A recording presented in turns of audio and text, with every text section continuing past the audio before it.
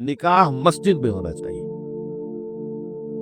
ये बात जो है शुरू में तो लोगों को अजीब सी लगी, लेकिन जो दलाइल मैंने दिए वो इतने कन्विंसिंग थे कि अल्हम्दुलिल्लाह इसको तो लोगों ने बहुत जल्द कबूल कर लिया। हमारे लिए सबसे बड़ी दलील क्या है कि हुजूर का कौली हुक्म है, आलिनू हाज़ा निकाह वजअलूहु फिल मसाजिद, निकाह का ऐलान आम किया करो और मस्जिदों में मुनक्किद किया करो।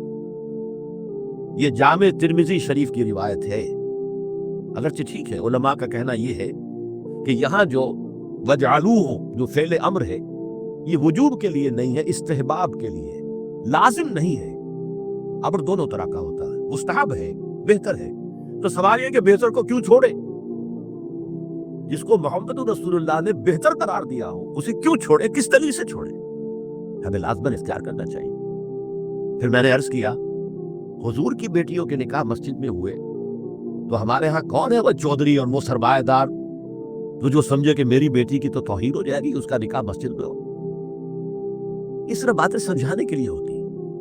हुजूर की मोहब्बत हर मुसलमान के दिल में है, लेकिन किसी ने इधर तवज्जो दिलाई ही नहीं तो लोग क्या करें? इसमें उलमा की फेल्योर है सबसे बड़ी, और उसकी वजह क्या है?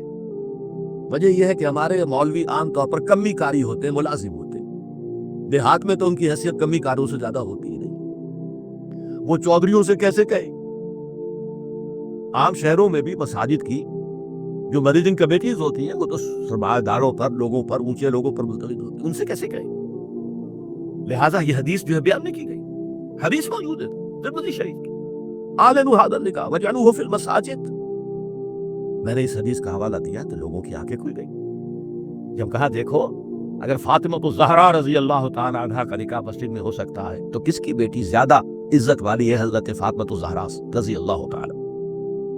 तीसरी बात मैंने और दी दलील, और इसमें गैरत को उभारा कि देखो ईसाइयों ने अब तक अपने चर्च और अपने पादरी की ये इज्जत बरकरार रखी है।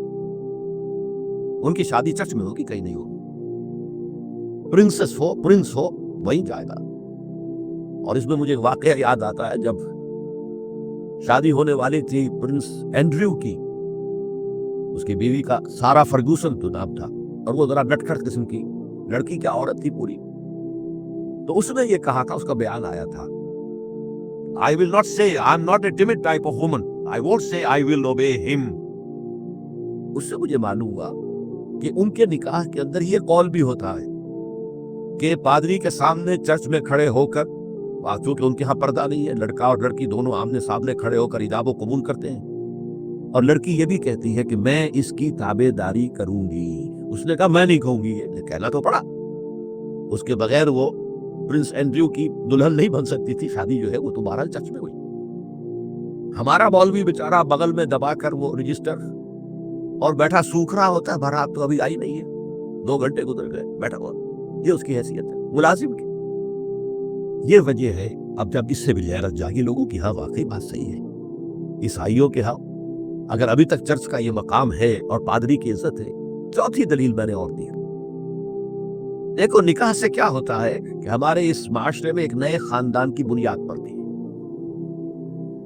उसके लिए दुआ करना, खैर, बरकत, भलाई, सआदत, ये इस निकाह का जुज़ होता है। लिखते भी है कि दुआ में शरीक हो।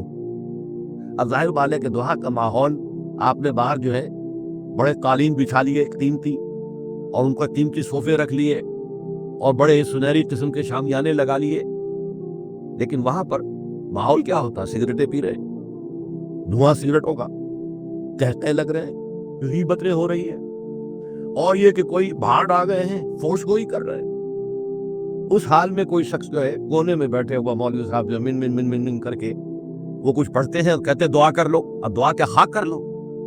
दुआ के लिए माहौल होता है, दिल की आमादगी होती है, ज़हनी और नफ्सियाती तैयारी होती है, तब दुआ होती है।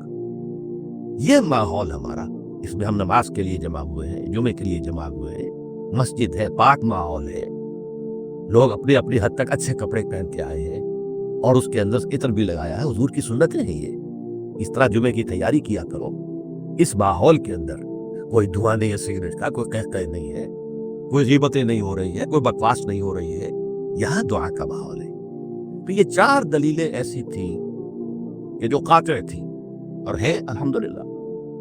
تو پہلی بات کہ مسجد کے اندر نکاح کی محفل منعقد کی جائے، اس کے لیے میں سمجھتا ہوں کہ ذرا سی تعلیم اور تلقین اگر ہو جائے، اور اگر حکومت کی سطح پر یہ کام ہو. ابھی تک تو یہ میں انفرادی طور پر ہو چکے ہیں، اب اس کو 30 برس میں نے جدوجہد کی ہے، ہماری تحریک کے تحت ہوئی ہے. اگر کہیں یہ سرکاری سطح پر، حکومت کی سطح پر ہو جائے تو یقیناً یہ ہے، میں کہتا رہا ہوں کہ بھئی برادریوں کے سطح پر فیصلہ کرو چلو، لیکن سرکاری سطح پر ہو جائے تو کیا کہیں.